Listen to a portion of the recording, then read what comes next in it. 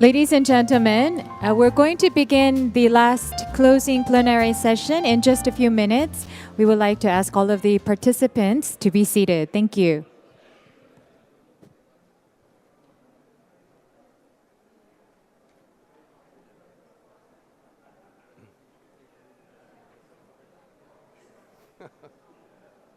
Probably went really well. Well, yeah, today went really well, but our board meeting yesterday went even better. Yeah. But are you going to be around for the dinner? Yeah, sure.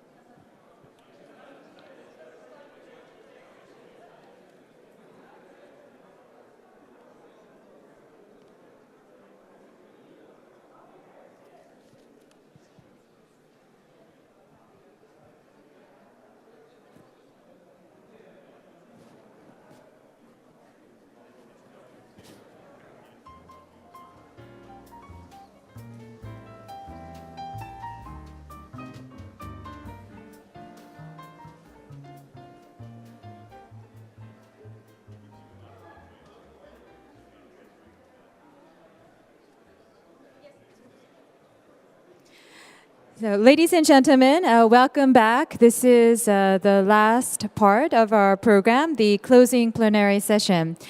Throughout the day, I think we touched on the many different aspects of green growth and the creative economy. We talked about leadership, technology, public-private cooperation, knowledge sharing, and to officially wrap up our very long but very productive day and to put everything into perspective, it is now my honor and pleasure to once again invite Mr. Ivo de Boer, the Director General of the Global Green Growth Institute, to the stage for his closing remarks. Please join me in welcoming the Director General to the stage.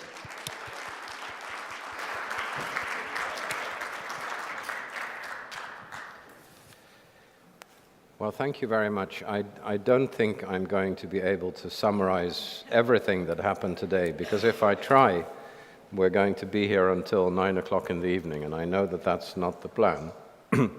We're actually starting this closing plenary a little bit late, and I understand that we're starting this closing plenary a little bit late because the knowledge-sharing people couldn't stop sharing knowledge in time. Which is a good sign. They obviously had a lot to share. I'm supposed to summarize everything that happened today, which I'm not going to do. What I wanted to do was end the day where we started the day, or almost started the day, when Mary Robinson this morning talked about the two imperatives for a climate agreement in Paris next year. And those two imperatives that she mentioned for Paris were, first of all, leadership, and secondly, taking action to scale. And I have two observations about that. The first observation is that needing leadership and needing to take action to scale is just as relevant for the whole green growth agenda or the whole development agenda as it is for climate change. And my second observation is that that is actually easier said than done. We, as the Global Green Growth Institute, had a meeting of our board and our assembly yesterday, and I'm very happy with that meeting because there our membership adopted our 5-year strategy, adopted our work program, adopted our budget, and adopted some suggestions for organizational reform. But in addition to that, we had the opportunity for a little bit of a strategic discussion. And in that strategic discussion, The same Mary Robinson said something else that was interesting, and we were talking about Sustainable Development Goals, the goals that are being formulated at this moment in time or finalized internationally as a follow-up to the Millennium Development Goals.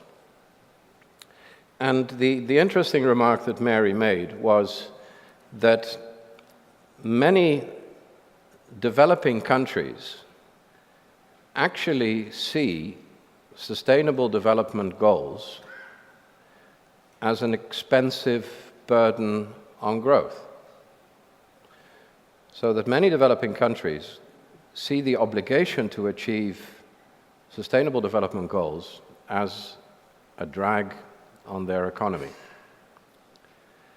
And that reminds me a lot of the conversations that I used to have with corporate leaders. Before I joined GGGI, I spent 4 years working exclusively with the private sector around the world. And the story that I used to hear from corporate leaders is sustainability is a great notion, but we can't afford it.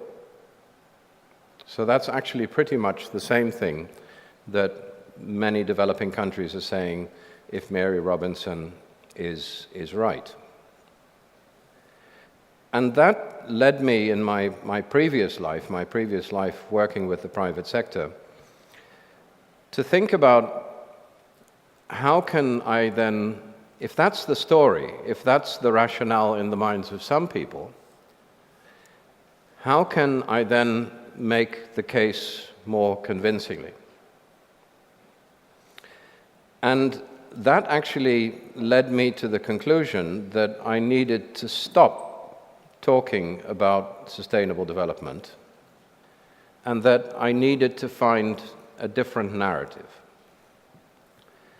And the narrative I chose in talking to corporate leaders was to walk into the room and say, I'm not going to talk to you about sustainability. I'm going to talk to you about 3 things, and I'm going to ask you 3 questions. The first question I would have for every corporate leader is the question, how do you feel that innovation can contribute to the growth and the profitability of your company? How can you grow your business by putting into the market new products and services that are more sustainable? And growing a business, increasing profitability, is actually something that quite a lot of CEOs can connect with, remarkably. The second question I would ask them is, how can sustainability contribute to the cost effectiveness, to the efficiency of your company? By using less energy, by using less water, by producing less waste, by managing your supply chain better. So how can you actually, in addition to using sustainability for growth, how can you use sustainability to take costs out of your organization? And the third question I would ask them is, how does sustainability contribute to the value of your brand? If you massively leak oil into the Gulf of Mexico, not good for your share value. If you have a subsidiary in China who makes workers sleep standing up, not good for your brand value.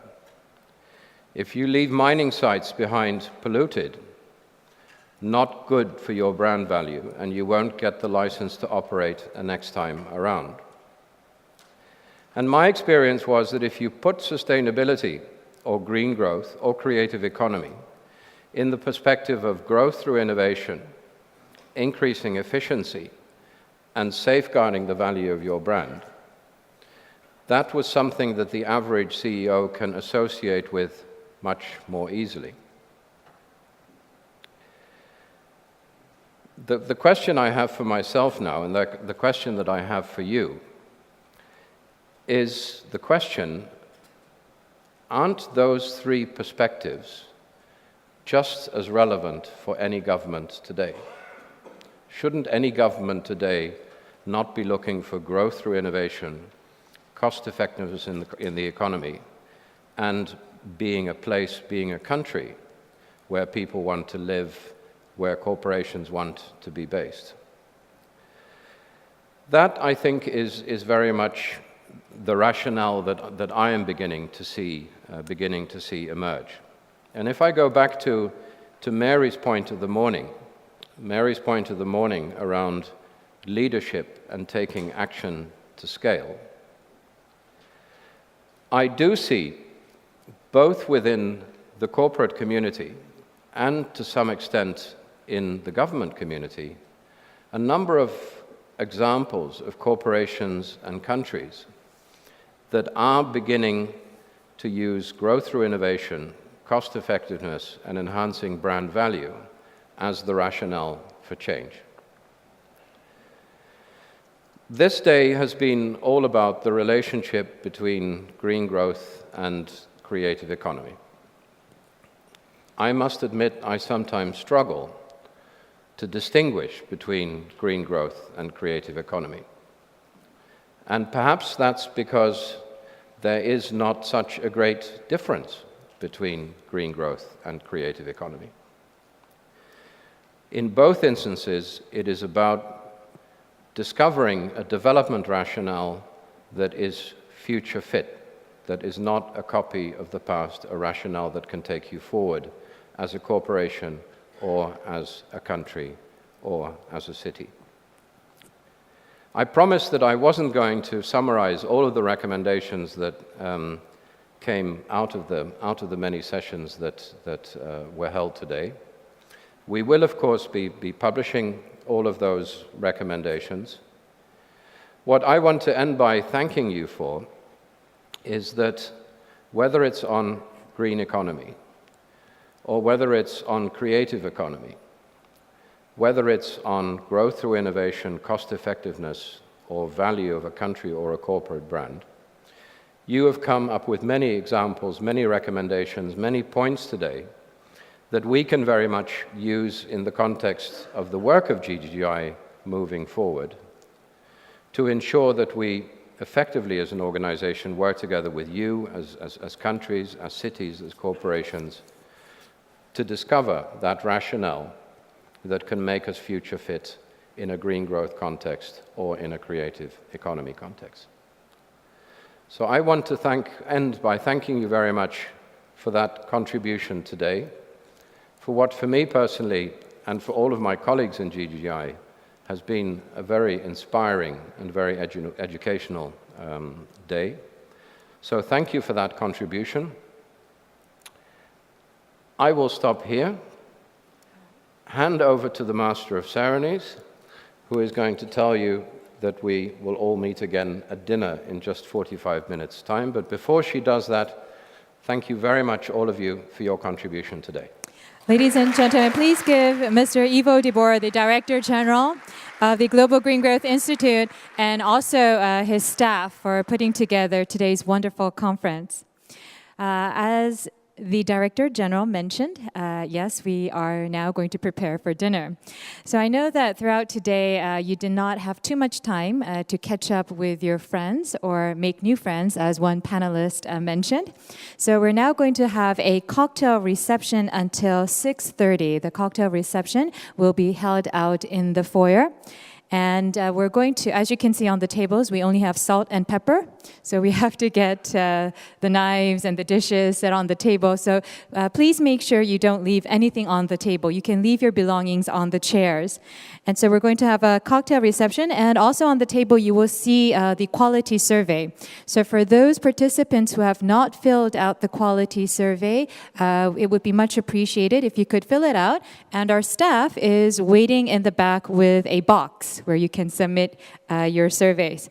So with that, ladies and gentlemen, please enjoy the cocktail reception, and I will see you here at 6:30 for the dinner. Thank you very much. I can't understand, I get misty. just holding your hand. Walk my way,